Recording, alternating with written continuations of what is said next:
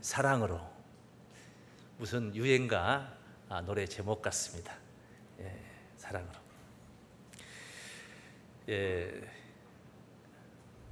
농사 짓는 분들도 계시고 또 여러 가지 종사하는 일들이 많이 있습니다. 옛날 농사 같지는 않고 요즘 농사는 농경지를 개량해서 네모 반듯하게 기계화된 농경지, 모내기도 추수도 콤바인을 통해서 그렇게 기계로 심고 걷어들이고 그렇습니다. 그런데 그것을 지금도 모내기 하는데 줄을 띄워서 일일이 손으로 하나씩 논에 박는다. 그런다고 해서 안 될 것은 없겠지만은 효율적이질 못하죠. 이래 가격 경쟁에서 뒤떨어질 수밖에 없는 거예요. 요즘 농촌은 일꾼이 없습니다. 더더구나 그렇게 일꾼이. 그래서 시대에 뒤떨어지면 도태되게 되어 있습니다. 요즘 컴퓨터 시대. 그런데 지금도 컴퓨터 자판을 못 두드리고 그냥 연필로 일일이 원고지에다 그냥 한자 한자 이렇게 써가면서 문서를 작성한다. 못할 건 없겠지만 시간이 필요하고 하니까 할 수 있겠지만은 시대에 뒤떨어진 것이다. 앞서가기는커녕 같이 동등하게 손잡고 나란히 갈 수는 없는 것입니다. 답답하죠. 우리의 신앙도 마찬가지입니다. 시대를 분별해야 된다. 이 시기가 어느 시기인가 이걸 알아야 돼요. 날이 밝았다. 동력의 여명의 그 빛이 이제 있다면은 그건 일어날 때입니다. 일어날 때입니다. 자다가 깰 때. 성경은 이 자다가 깰 때를 그렇게 동력의 그 해 뜨는 그런 시점을 가리키지 않고 어두운 밤, 깊은 밤을 자다가 깰 때로 언급을 했습니다. 내가 대단히 빠른 것이죠. 대단히 빠른 거예요. 남들은 그 타자기 있지 않습니까? 타자기 톡톡톡톡톡 두드리는 거. 이제 그거 시작하는데 벌써 컴퓨터 미래를 보고 있다면은 먼 미래를 보고 있다. 엄청 시대에 빠른 그런 모습이라 아니할 수가 없을 것입니다. 고린도전서 앞에 로마서 있는데 로마서 13장 11절 말씀을 보시면 너희가 이 시기를 알거니와 자다가 깰 때가 벌써 되었으니 깰 때 자다가 깰 때 벌써 되었으니 벌써 되었다는 건 날이 상당히 밝아버린 것 같은 그런 느낌입니다. 이는 이제 우리의 구원이 처음 믿을 때보다 가까웠음이니라. 그런데 그 뒤에 보니 12절에 나와 있잖아요. 따라합니다. 밤이 깊고 날이 샌 게 아니에요. 밤이 깊어요. 지금 깊은 밤이에요. 깊은 밤. 밤이 깊고 그런데 또 뭐예요? 낮이 가까웠으니. 밤이 깊으면 깊을수록 낮이 가까워지는 거예요. 지금 점점 뜨거워집니다. 기온이 뜨거워져요. 그럼 뭐가 가까워지냐 하면 크리스마스가 가까워집니다.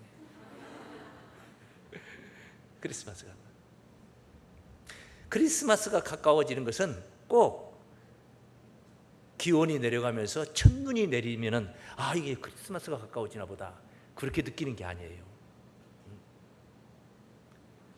이른 봄의 입장에서 생각할 때는 날씨가 점점 뜨거워진다면 곧 크리스마스가 가까워집니다. 밤이 깊은 것은 초저녁에 비해서 낮이 엄청 지금 가까워진 거예요. 낮이 가까웠으니까. 그러므로 우리가 어두움의 일을 벗고 빛의 갑옷을 입자. 깊은 밤인데, 밤이 깊은데 빛의 갑옷을 입자는 거예요. 깊은 밤에 입는 거예요. 밤중에 빛의 갑옷을 입자. 그리고 나서 뭐예요? 낮에와 같이 단정히 행하고. 낮도 아니에요. 지금 오밤중에 오밤중 깊은 밤이에요. 그런데 낮에와 같이 뭐하고? 단정히 행하고. 방탕과 술 취하지 말며 음란과 호색하지 말며 쟁투와 시기하지 말고 오직 주 예수 그리스도로 옷 입고 정력을 위하여 육신의 일을 도모하지 말라. 그래, 앞서가는 자를 얘기하는 거예요. 미리 앞서 준비된 자들이. 꼭 아침이 밝아와야지 빛의 갑옷을 입자, 이게 아니고 어두울 때 이미 단정히 행한 거예요. 남들은 퍼질러 자고 있을 때 벌써 일어나서 외양간에 소 먹일 꼴 한 짐 베어 갖다 부어놓고 아침 먹을 준비를 하고 있습니다. 반나절을 더 사는 거예요. 더 사는 거예요. 시대를 알아야 됩니다. 어쩌다 이런 분들을 봅니다. 우리 성도님들이 하도 밝고 활달하고 활기차고 또 말씀 깨달음의 수준이 참 높고 이렇게 하다 보니까 어쩌다 어떤 성도님들이 오셔서 이렇게 교제를 하다 보면 자기 자신이 너무 수준이 떨어진다는 것을 생각을 하나 봐요. 아마 그랬나 봐요. 그래서 이거 자기는 여기 뭐 못하니겠다, 이런 분들이 있어요. 뒷걸음질을 치는 거죠. 이거 뭐냐? 뒷걸음질을 치는 거예요. 도전 정신이 없는 사람이죠. 이런 사람들은 절대 따라올 수가 없어요. 하물며 따라올 수가 없는데 앞서갈 수가 있겠습니까? 어림도 없는 것이단 말이에요. 그런 정신 상태는 안 된다는 것입니다. 도태된단 말이에요. 그래서 이런 자들은 신앙적인 면도 이렇다는 거예요. 앞서가야 된다. 믿습니까? 그래서 남들이 깨어 있기 전에 내가 먼저 깨어 있어야 되는 거예요. 깨어 있어야 돼요. 항상 그렇게 앞서가는 자. 남들 다 유행을 해가지고 울고 먹을 대로 다 울고 먹었는데 나중에서 권리금까지 노열티까지 줘가면서 그것을 또 그 사업을 한다고 뛰어들어가지고 그 사업이 하얀기 저물어 가고 있는 거예요. 저물어 가고 있는. 머리가 되어야 되는데 꼬리가 되어가지고 권리금 뛰고 뭐 뛰고 다 뛰는 거예요. 거리 뛰는 거예요. 그러면 안 돼요. 앞서가야 된다. 신앙적인 면도 마찬가지예요. 옛날에는 그냥 소위 말해서 두 자로 말해 맹신, 그냥 무조건 믿으면 되는 거예요. 무조건 믿습니다. 무조건 믿습니다. 그럼 뭐 그렇게 성경 그거 하려고 할 필요 뭐 있냐고, 그냥 믿으면 되는 것이지. 믿으면 구원받는 것이지. 저 국문도 못 배우고 한글도 터득 못한 할머니 할아버지들은 그러면 어떻게 구원받겠냐고 핑계를 거기다 대는 겁니다. 내가 구원받는 것만 생각을 하는 거예요. 내가 받은 구원을 남에게 줄 생각은 안 하는 거예요. 그건. 남에게 주려면 뭔가 내가 알아야 되고 표현력도 있어야 되고 뭔가 설명을 해줄 수 있어요. 보여줄 수가 있어야 되지 않겠습니까? 자기 구원만 생각하는 거예요. 자기 구원만. 그렇게 해가지고 어떻게 하나님 나라가 이루어집니까? 예수님의 12 제자들이 그걸로 그냥 자기들 구원받고 그걸 끝나버렸으면 그건 이제 끝나는 거예요. 기독교는 그걸로 딱 종지부 찍는 거예요. 끝나고 12명 구원받고 끝나는 거예요. 전국 가보니까 12명 예수님께서 12 제자들 데리고 살고 있는 거예요. 그것이 끝이야. 그러면 제자들 그러질 않았어요. 목숨을 들여서 순교를 당하면서까지 이 복음을 전한 거예요. 그렇게 해서 하나님 나라가 이루어진 거예요. 자기 구원만 받았다고 해서 그걸로 끝나는 게 아니야. 전도할 생각도 안 하고 사는 사람이 일평생 동안 전도하려고 생각도 안 먹는 사람이 있어요. 이런 사람도 있어요. 하다못해 개들도 눈에는 똥이 보인다는데 먹을 것이니까 보이는 거 아니야. 성도들은 뭘 봐야 돼요? 버스를 타고 어느 직장을 가도 어디를 가더라도 저분 전도했으면 좋겠다. 저분 전도했으면 좋겠다. 이런 생각이 이렇게 들어야 되는데 아예 이런 생각 자체를 갖지 않아요. 의식이 그런 게 없어요. 안 돼요. 또 전도를 그렇게 하려면 어떻게 해야 되겠어요? 알아야 되는 거예요. 내가 알아야 전할 수 있는 거예요. 그런 말씀이 어디 있냐면은 그건 나도 모른다. 어디 있는 줄은 모른다. 그래가지고 무슨 설득력이 있습니까? 어떻게 그렇게 해가지고 사람을 이끌 수가 있겠습니까? 알아야 돼요. 믿습니까? 말씀을 알아야 돼요. 지금 시대는 모르면은 도태되게 됐어요. 모르니까 어떻게 된 거예요? 이상한 교단에 S교단 같은 이러는데 다 휩쓸려서 다 빠져 들어가는 거 아닙니까? 모르니까 그런 거예요. 모르니까. 알면 그렇게 하겠습니까? 알면 첫째, 내가 성장하게 되고 내가 살게 되는데, 더불어서 뭐냐, 나를 지키게 하는 겁니다. 알미 나를 지키는 거예요. 나를 지켜, 흔들리지 않는 거예요. 그래서 알미 있을 때, 그렇다는 알미 있을 때 그렇게 흔들리지 않는 거예요. 그래서 오늘 본문에 고린도전서 16장 13절에 첫 마디가 뭐예요? 믿음에 굳게 서서 그랬어요. 제가 여러분들에게 꼭 전하고 싶은 거 따라 하시겠습니다. 깨어 믿음에 굳게 서자. 할렐루야. 깨어 믿음에 굳게 서자. 깨어야 된다는 거예요. 굳게 선다는 것은 깨어야 된다는 거예요. 한글을 모르는 사람은 한글 공부를 해서 터득을 하는 것이 깨어나는 것인 것처럼 말이에요. 컴퓨터를 모르는 사람은 그것을 공부를 해서 그것을 알게 되어서 자유자재로 사용할 수 있게 될 때 그 깨인 거예요. 깨요. 믿음에 굳게 서기 위해서 깨어야 된단 말이에요. 뭘로 깨는 거예요? 잠만 안 잔다고 되는 게 아니잖아요. 말씀의 은혜 속에서 여러분의 신앙이, 여러분의 믿음이 굳게 서는 그런 놀라운 은총이 있기를 바랍니다. 그리고 나서 두 번째 그 뒤에 말씀, 13절 말씀 보니까 믿음에 굳게 서서, 따라하시면 남자답게 강건하여라. 남자답게 뭐 해라? 고린도 교인들은 다 남자들만 있는 게 아니에요. 여성 신도들이 더 많거든요. 본시 그래요. 신앙은 그래요. 그런데 어째 남자답게 강건하여라. 여기 남자라는 의미를 알아야 돼요. 일단 두 번째, 여러분들에게 권면하고 싶은 거 두 번째, 따라하십니다. 남자답게 강건하자. 그러시기를 바랍니다. 이 남자는 어떤 게 남자냐? 5살 먹은 사내 아이, 그건 남자라고 하지 않아요. 그 아이를 남자라고 하지 않아요. 17, 8세, 20세 된 아이를 보고, 내가 자네 아들 그 둘째 녀석 내가 오늘 봤네. 아니 어디서 봤는가? 친구지간에 하는 말이에요. 사우나 가서 봤어. 그놈 이제 남자 다 됐더라. 남자 다 됐더라. 뭐예요? 성인이 되었다 이 말이거든. 장성했다 그 말이에요. 장성한 자를 가리켜. 장성한 자를. 오병이어의 기적이 고기 2마리와 떡 5덩어리로 그 기적의 현장에 떡을 먹은 자가 5,000명이라고. 그런데 실제 5,000명이 아니에요. 남자만 5,000명이에요. 그 남자만 수로 친 거예요. 그게 본래는 많죠. 2만여 명은 좋게 됐을 것이다. 그렇게 예측을 합니다. 그런데 5,000명이라고 성경은 4복음서의 공관복음에 5,000명이라고. 복음서마다 다 그래요. 그 여자들과 어린 아이들을 제외하고 5,000명, 남자만 5,000명이에요. 장성한 자를 가리킨 거예요. 남자는요, 한자가 사내남자를 보면은요, 네모 뭐예요? 한문으로 뭐 이걸 입구자, 입구. 네모진 거 입구.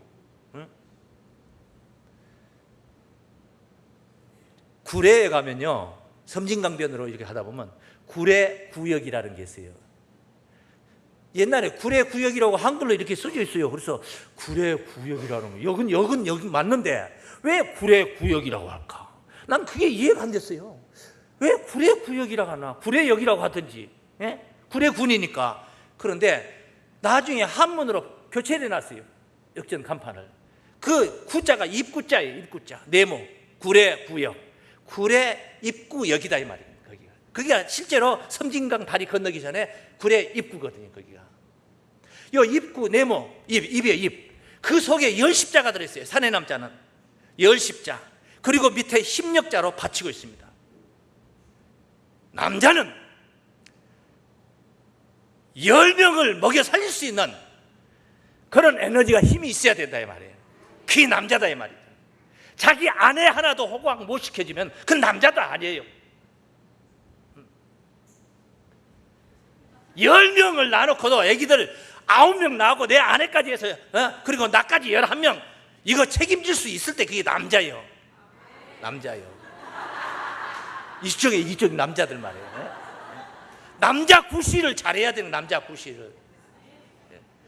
이렇게 이건 사내아이 5살 먹은 사내아이가 해낼 수 있는지 아니에요. 이건 장성한 자들이 해낼 수 있는 거예요. 남자라는 용어는 그렇게 쓴 겁니다. 성경에 남자 이야기들이 많이 있어요. 장성한 자를 가리켜서 하는 거예요. 어린아이는 어떤 자가 어린아이입니까? 어린아이는 고린도전서 3장 1절에 보면은 고린도 교인들에게 바울이 한 말이 형제들아 내가 신령한 자들을 대함과 같이 너에게 말할 수 없어서 신령한 자들을 대함과 같이 말할 수 서로 소통하고 깊은 말씀으로도 소통할 수가 있어야 되는데 이렇게 말할 수 없어서 육신에 속한 자 곧 그리스도 안에서 어린아이들을 대함과 같이 하노라. 육신에 속한 자가 예수 안에서는 어린아이란 말이야. 내가 너희를 저지로 먹이고 밥으로 아니하였노니 너희가 감당치 못하였습니다. 감당치 못하였. 지금도 못하리라. 너희가 아직도 육신에 속한 자로다. 지금도 밥 주면은 감당이 안 된다 이 말은 밥은 뭘 말한 거예요? 신령한 말씀을 밥으로 표현한 거예요. 신령한 말씀을 주면 니들 감당이 안 된단 말이에요. 은혜 받기는커녕 부딪힌다 이 말이죠. 시험 든다 이 말이에요. 어린아이, 육신에 속한 자가 어린아이 믿습니까? 이렇게 장성한 자가 되라 그런 말이에요. 장성한 자가 되라. 남자답게 강건하라 이 말은 이렇게 장성한 신앙으로 굳건하라 그런 말이에요. 믿음에 서서 깨어서 믿습니까? 깨어서 믿음에 서서 남자답게 강건하게 순서예요. 그게 옷 입는 순서가 있듯이 이렇게 순서대로 순차적으로 그렇게 여러분들이 강건하시기를 바랍니다. 그런데 자 장성한 자가 되어서 강건해가지고 일을 잘하는 거예요. 11명도 먹여 살릴 수 있어. 10명 넘어서 이렇게 능력이 있어. 그런데 한 가지가 없어요. 뭐가 없냐? 사랑이 결여됐어요. 사랑 아주 중요한 핵심입니다. 핵심 사랑 너무너무 중요한 핵심입니다. 골로새서 3장 12절 말씀을 참고로 보시면은요.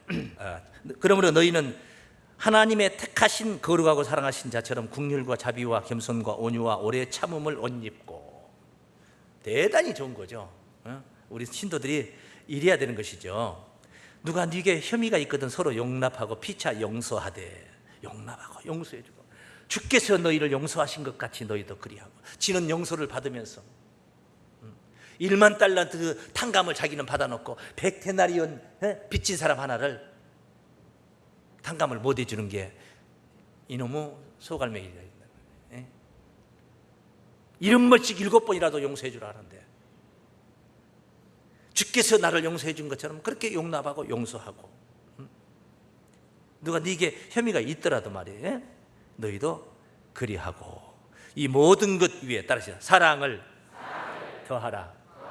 이것이 바로 온전임에는 띠다 이 말이죠. 이 모든 것 위에 무엇을 더하라?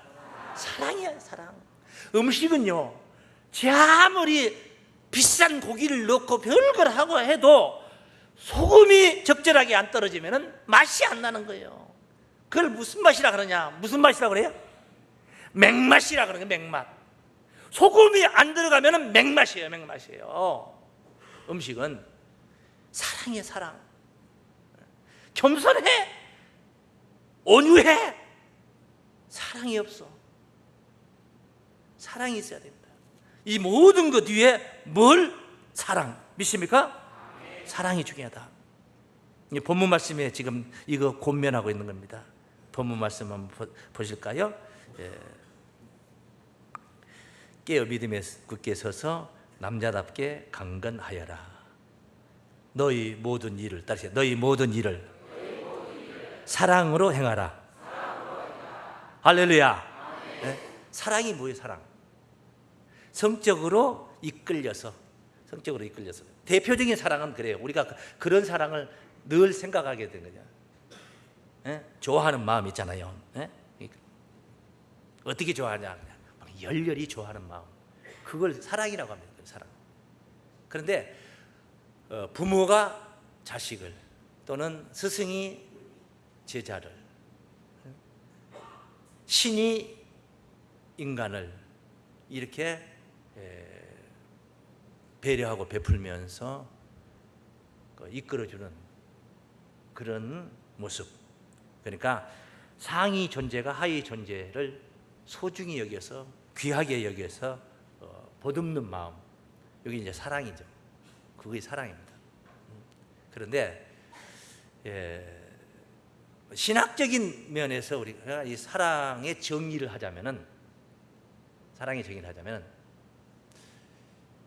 이 한마디로 이제 성경에서 사랑의 정의를 요한일서 4장 7절 말씀에서 7절 8절 말씀에서 이렇게 정의를 합니다. 한번 보겠습니다.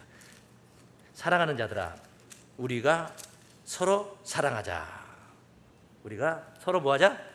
사랑은 하나님께 속한 것이니, 사랑은 하나님께 속한 것이니 사랑하는 자마다 하나님께로 나서 하나님을 알고, 사랑하는 자마다 하나님께로 나서, 그래, 하나님께로 난 자들이 하나님 아들이죠. 사랑하는 자마다 하나님의 아들들이고, 그래서 하나님을 알고, 사랑하지 아니하는 자는 하나님을 알지 못하나니.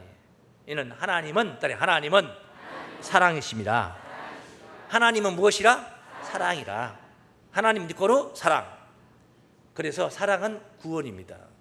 사랑은 무엇이라고요? 구원이에요. 구원. 하나님을 사랑하는 자마다 하나님께로 나서 하나님을 알고, 사랑하지 아니하는 자는 하나님을 알지 못하나니 하나님은 사랑이시라. 하나님을 아는 거 말이에요. 아는 거. 진짜 사랑을 아는 자예요. 하나님이 사랑이잖아요. 그런데 하나님을 안다는 거죠. 진짜 사랑의 진수를 가진 자다 이 말이에요. 하나님을 모르면 사랑이 없는 자다 이 말이에요. 사랑이 없는 자. 그래서 이제 고린도전서 13장 하면은 우리가 사랑장이라고 합니다. 사랑장 첫 마디부터 그 앞에 서문이 어떤 말씀이 나오냐면은,